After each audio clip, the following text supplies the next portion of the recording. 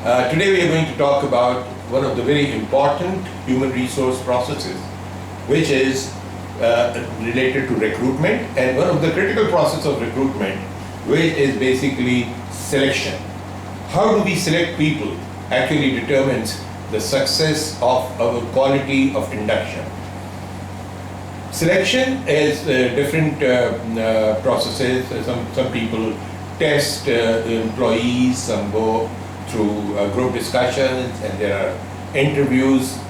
But most important thing is that why do we need to take an interview of a person when all the facts and details are written in a resume?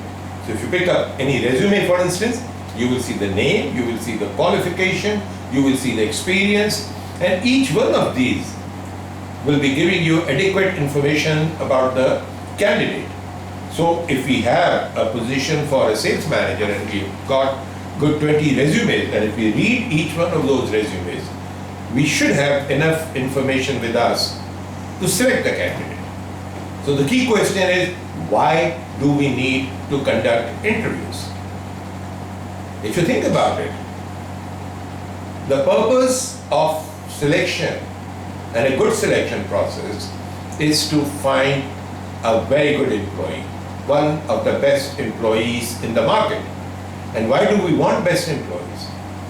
It's simply because we want best performance, individual performance for the employee, which collectively contributes to the performance of entire organization. So now, the question is, if I ask you, purpose is very simple, we want to hire the best people. But if I ask you, what is best? What do you mean by best? When you say, we want the best employee, what is it that you are actually saying? Are you saying that we want somebody who has an excellent qualification, the best qualified person? So if we have 10 series, 5 of them are graduates and 5 of them are masters. So we eliminate the graduates altogether, and then we look into the masters, and then what are we talking about? We're talking about masters with a very good degree, or we are also looking at somebody who has a postgraduate degree. So if there is one person who has a postgraduate degree, then we need to eliminate the entire process, because we have got somebody with an excellent education. Are we looking at people who are best in terms of qualification? And when we talk of qualification, we are talking about job-related qualification. So if you are looking for a human resource officer, are we looking at somebody who has done a postgraduate degree or diploma in human resource management? Is that the best person? And if that is the resume we have, then there is no need to proceed further. Just go ahead and hire that person. But that doesn't happen. Are we talking about the experience? So somebody who's got 10 years experience in human resource management versus somebody who's got 7 years experience versus somebody who's got 5 years experience. Are we saying that the 10 years experience is the best choice? And if that's what we are saying, then we don't need to actually go any further. There is no need to conduct interviews. Are we looking at the personality of a person? Somebody who just walks in with full of confidence, beautifully communicative, articulate, excellent attire, and very impressive personality. So if we just go for the personality, then is that the criteria? Then why do we need to interview? Part of it we do. Part of it we do actually find out during the interview process. But is personality the best thing that we are looking for? People also talk about attitude. Is attitude the best thing? So if the person is smiling, will we buy that person as an employee? Who knows? He is smiling just during the interview. What happens when he goes out of the room and then you see his real expression and posture? So these are not the full comprehensive elements and factors that will help us select the right employee for the job. So then we come to the process of interview, which has to be an excellent process.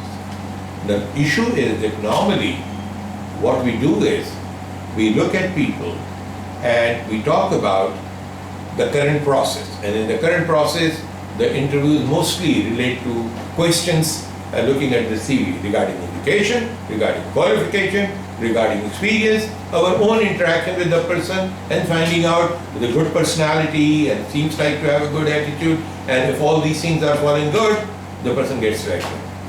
Now, if we look at just this current criteria, and you look at the success rate of our selection, you will see that all the inductions in the organization, and I'm talking most organizations, are not necessarily of outstanding people. If you look at the performance criteria and performance indicator, you will find some people are outstanding, some people are good, some are perhaps average or not so good, and others are totally not acceptable performance. So if our selection criteria and interview criteria has been the real test and good criteria, then we should have had all the good and excellent and outstanding employees. Why is it that we are not getting good employees? And that is the key thing. And if you look at it, the true success factor for finding out the best employee, now we're talking best employee, are only, you will only be able to find it if you match the employees' traits and skills and behaviors with what is it that is required in a particular job. Every job requires a different personality. Every job requires different set of strengths. And our current interview process does not actually give us the ability to find out who is best suited for a job. We find out best people, we find out people with good qualification, experience and everything, but we do not find people who have actually the best match for the job.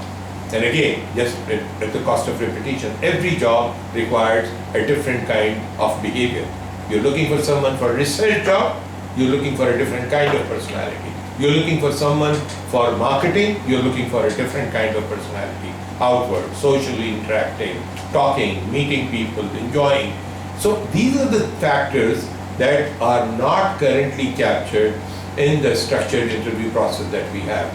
So what we have to actually strive for is to find out what are the job matching competencies, and we try and change the interview process to find people who fit into the job matching competencies. Competencies are basically set of behavior patterns, and we talk about it in detail, which relate to a particular job. So we look at the job, we look into who are the best people we can find in those jobs, and then we question ourselves, why is it that these people are best in their job? And by doing a simple analysis, we come up with certain behavior patterns which we call competencies or competencies matrix. So if there's a job which requires 3-4 specific behavior patterns to be successful, we capture those job behaviors and we call them competencies and competency matrix. Now, coming to the main question, how do we conduct a competency-based interview? Competency-based interview is different from a conventional interview. Competency-based interview does not really focus so much on the job description on the resume. It does focus on the job description. It does not put so much focus on the resume. Resume provides you the primary filter of education and experience and everything. Having done that, now you've got all those candidates who fit into your selection criteria, which is the education, which is the experience, which is what they have done.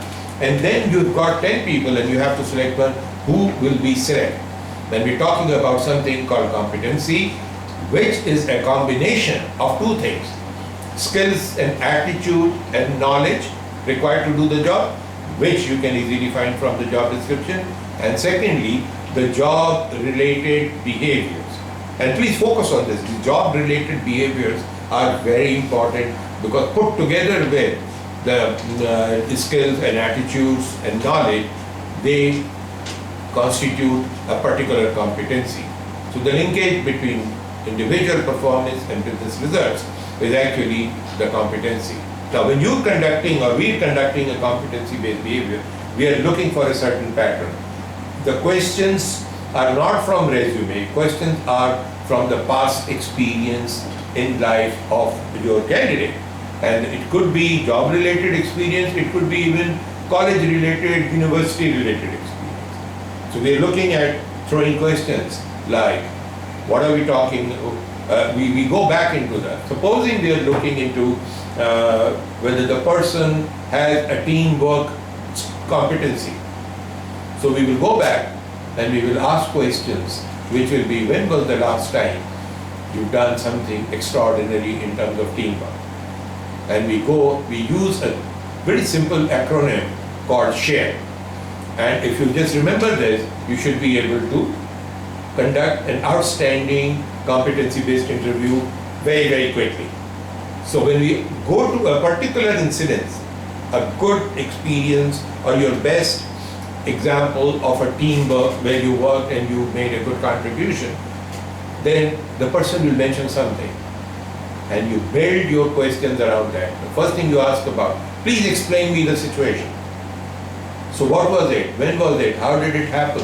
And when the situation is explained, this is the S part of it, which is situation. We move into the second aspect of the question, which is hindrance, H. What do we mean by hindrance? Hindrance means basically what are the issues and challenges and resistance factors that came to your way. And he explained that, the boss was not agreeing, there were financial constraints, this and that. So you capture all those hindrances and then you move into the A part of it, the third segment, which is action. So if there was a hindrance, what action did you take? This tells you that in a situation, if there is a problem, what is the person's past behavior? As he said that it is not doable, which is very common, sorry, it can't be done because the finances are not available, or he went and he found some creative solutions. That's where we look into the action part of it. What action was taken in response to those hindrances? And then very important is R.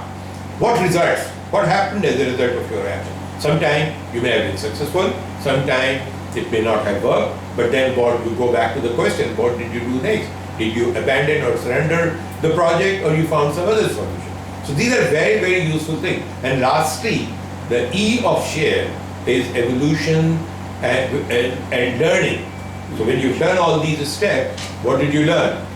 Was there something that you took it as next time you're going to do things differently?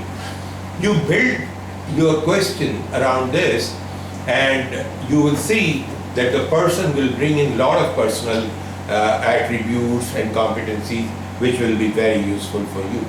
So now just remember this SHARE, and remember that we're talking about past experiences relating to a particular competency, any experience that will demonstrate that particular competency that we are looking for.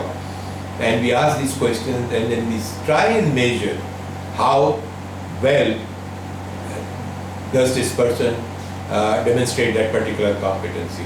I would suggest you now go ahead and you do some exercises for yourself, and you will see the power of competency-based interview.